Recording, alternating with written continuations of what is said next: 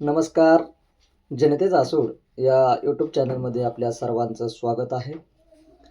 काल नोंदणीकृत बांधकाम कामगारांसाठी साहित्य वितरणाचा भव्य उपक्रम समाजातील कष्टकरी बांधकाम कामगारांच्या कल्याणासाठी शासनाच्या विविध योजनांचा लाभ थेट पात्र व्यक्तींपर्यंत पोहोचविण्याच्या उद्देशाने पिलीव येथील नोंदणीकृत बांधकाम कामगारांसाठी सेंट्रल ह्युमन राईटचे जिल्हा अध्यक्ष आदरणीय रणजितजी सातपुते यांनी साहित्य वितरणाचा कार्यक्रमाचं आयोजन केलं होतं. हा भव्य असा कार्यक्रम मोठ्या उत्साहात आणि सामाजिक बांधिलकीच्या वातावरणात पार पडला.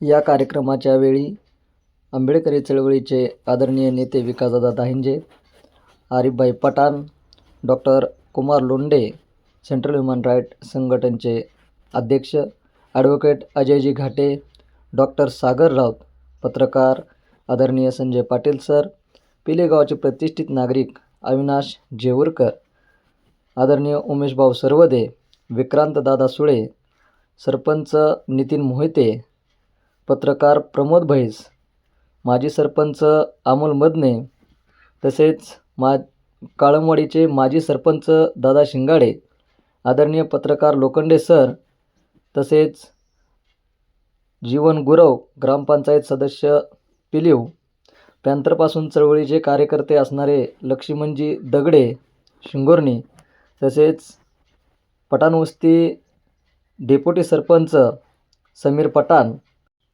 रेशन दुकानदार आदरणीय मुलानी साहेब, तसेच यावेळी आदरणीय पाटील सर यांचा आदर्श पत्रकार पुरस्कार मिळाल्याबद्दल जाहीर सत्कार करण्यात आला.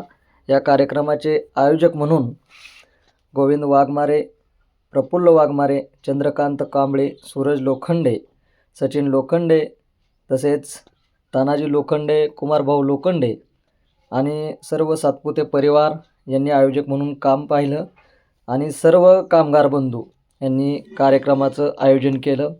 या प्रसंगी कामगारांनी शासनाच्या कामगार मंडळात नोंदणी झाल्यामुळे प्रत्यक्ष लाभ त्यांच्या हातात मिळत असल्याचे समाधान व्यक्त केले. बांधकाम क्षेत्रातील दैनंदिन धोक्यांच्या पार्श्वभूमीवर या साहित्याचे महत्त्व अधिक असून कामगारांनी समाधानाने कृतज्ञता व्यक्त केली. जवळजवळ गेल्या 3-4 वर्षापासून रणजित भाऊ अशा पद्धतीनं काम करत आहे आणि त्यांना आशीर्वाद आपले विकासदादा दाहिंजे आणि डॉक्टर साहेब यांनी त्यांना चांगल्या पद्धतीनं सेवा करण्यासाठी त्यांना घडवलंय हे मी प्रत्यक्षात पाहिलेलं आहे. सेंट्रल ह्युमन राईट संघटन आणि त्याचे जे आपले जिल्हा अध्यक्ष आहेत रणजितजी सातपुते, आता बापूने जसं सांगितलं तसं या भागामध्ये जवळजवळ 3 कोटीच्या वर आतापर्यंत अप्रत्यक्ष आणि प्रत्यक्ष लाभ रणजित सातपुतेच्या माध्यमातून मिळालेला आहे. त्यामुळे जोरदार टाळ्याच्या गजरामध्ये हे सातपुते फॅमिली आणि रणजितजी यांच्याकरता आपण टाळ्या वाजवल्या पाहिजेत. आमदार खासदार काम करतात का तर करतात, पण आमचं रणजित सातपुते पण आमदारापेक्षा काही कमी नाही असं म्हटलं तर काय वावगं ठरणार नाही. मला तुम्हाला एकच सांगायचं आहे, तुमच्या मुलांचं भविष्य चांगलं करायचं असेल तर शासनाच्या प्रत्येक योजनेचा लाभ घ्या. तुमच्या डोळ्यातलं अश्रू पुसायचं काम तुम्हाला शासनाच्या माझ्या आया बहिणी आहेत. तुम्हा सर्वांना आवर्जून सांगणं आहे, आपल्या जीवनामध्ये 2 गोष्टी महत्वाच्या असतात. एक आपल्या मुलांचं शिक्षण आणि दुसरं म्हणजे आरोग्य. ह्या 2 गोष्टी इतक्या महत्वाच्या आहेत आणि या 2 गोष्टी महत्वाच्या असण्यासाठी आपलं जे कामगार म्हणून जी नोंद आहे त्याची नोंद वर्षाच्या वर्षाला आपण करून घेणं गरजेचं आहे. या ठिकाणी या पिलीवमध्ये एक घटना घडली. गेल्या वेळेस ज्या वेळेला भांड्याचं वाटप होतं त्यावेळी मला रणजित सातपुतेनं सांगितलं की आपल्या या ठिकाणी पिलीवमध्ये लोखंडे नावाचा व्यक्ती जो कामगार आहे आणि कामगार असताना त्यांचं रिन्यू करायचं 1-2 दिवस राहिले होते आणि रणजितनं सांगितलं त्या लोखंडेंना की तुम्ही तुमचं रिन्यू 1-2 दिवसावर आलेला आहे, ते काळजीपूर्वक करून द्या.